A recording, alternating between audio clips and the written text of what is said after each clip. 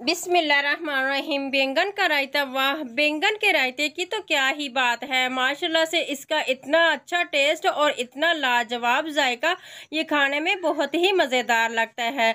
जब आप इसको दोपहर के टाइम लंच में लेंगे तो आपको ये बहुत ही पसंद आएगा और आप खाकर उंगलियां चाटते रह जाएंगे।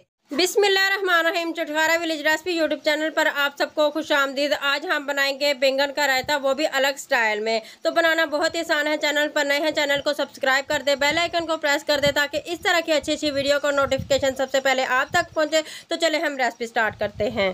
बिस्मिल्लाहिर्रहमानिर्रहीम। रायता बनाने के लिए यहाँ पर मेरे पास 4 अदद बैंगन है। तो इनको मैंने अच्छे तरीके से धो लिया है। अब इसकी ग्रीन डंडी जो होती है उसके छिलके को हम उतार देंगे, उसकी हम कटिंग कर लेंगे इस तरीके से छिलके की।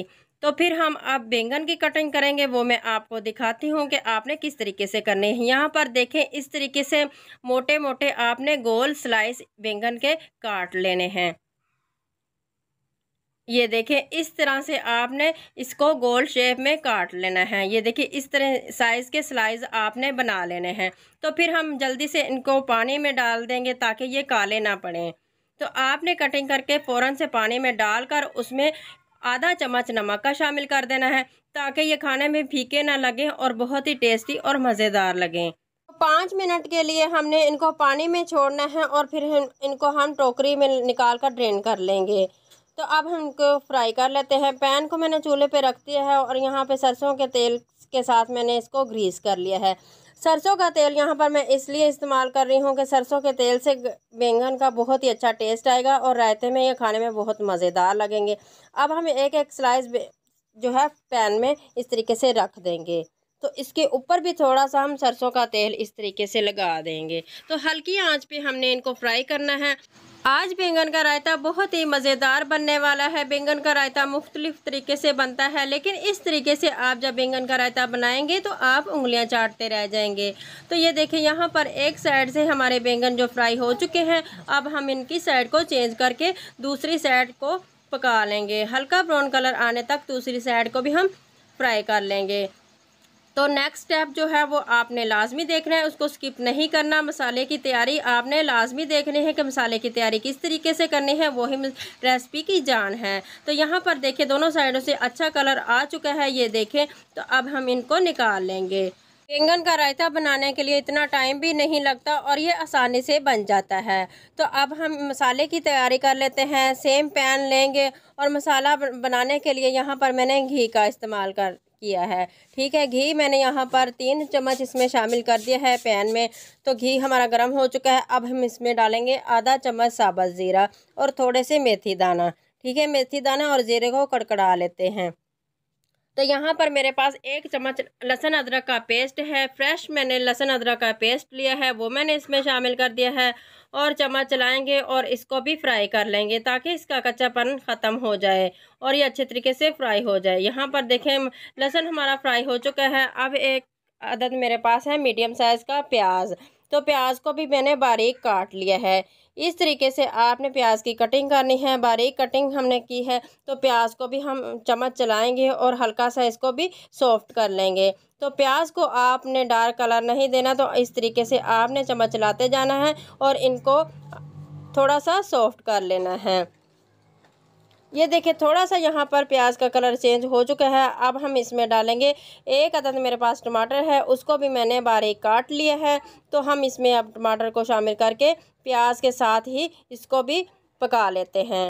तो टमाटर हमारे हैं सॉफ्ट हो चुके हैं। अब हम इसमें डालेंगे ड्राई मसाले। यहाँ पर आधा चम्मच मेरे पास नमक है और आधा चम्मच मेरे पास पिसा हुआ गरम मसाला है और यहाँ पर आधा चम्मच धनिया पाउडर है और थोड़े से यहाँ पर हल्दी है और आधा चम्मच मेरे पास लाल मिर्च पाउडर है, वो हम इसमें शामिल कर देंगे। तो इस तरीके से हम इसमें शामिल करके इसकी भी अच्छे तरीके से भुनाई कर लेंगे। चम्मच चलाएंगे और इसकी हल्की आंच पर भुनाई कर लेंगे और जस्ट इसमें थोड़ा सा पानी डालेंगे ताकि मसाले हमारे अच्छे तरीके से फ्राई हो जाए और इनका कच्चापन ख़त्म हो जाए। तो हम इसकी भी अच्छे तरीके से इस तरह से भुनाई कर लेंगे। तो प्याज देख लें, टमाटर देख लें, हमारे अच्छे तरीके से सॉफ्ट हो चुके हैं और खड़े खड़े हैं। तो रायते में प्याज और टमाटर इस तरीके से खड़े खड़े बहुत ही अच्छे लगते हैं और खाने में मज़ेदार लगते हैं। तो हम इनकी अच्छे तरीके से भुनाई करते हैं। यहाँ पर देखें ऑयल सेपरेट हो चुका है। तो फिर से हम इसमें थोड़ा सा पानी डालेंगे और इनकी भुनाई कर लेंगे।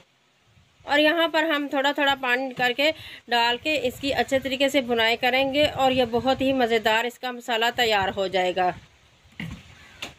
तो ये देखिए मसाला हमारा अच्छे तरीके से रेडी हो चुका है पककर। माशाल्लाह से यहाँ पर बहुत अच्छी खुशबू आ रही है और माशाल्लाह से देखें मसाला भी हमारा रेडी हो चुका है। अगला स्टेप आपने गौर से देखना है। बैंगन भी हमारे फ्राई हो चुके हैं तो मसाला भी हमारा भुन चुका है। तो यहाँ पर 4 अदद बैंगन थे। तो यहाँ पर मैंने आधा किलो दही लिया है। दही मैंने फ्रेश और मीठा लिया है। दही को मैंने फेंट लिया है अच्छे तरीके से। यहाँ पर हम हस्बे ज़रूरत इसमें नमक शामिल करेंगे और थोड़ा सा साबुत ज़ीरा इसमें शामिल करेंगे। तो नमक और ज़ीरे को अच्छे तरीके से मिक्स कर लेंगे। तो अब हम एक बड़ा सा खूबसूरत सा बॉल लेंगे। तो बॉल में हम एक एक करके यहाँ पर बैंगन के स्लाइस इस तरीके से लगाते जाएंगे। ये देखिए तमाम जो बॉल का हिस्सा है इसके ऊपर हम बैंगन के स्लाइस की तह लगा लेंगे।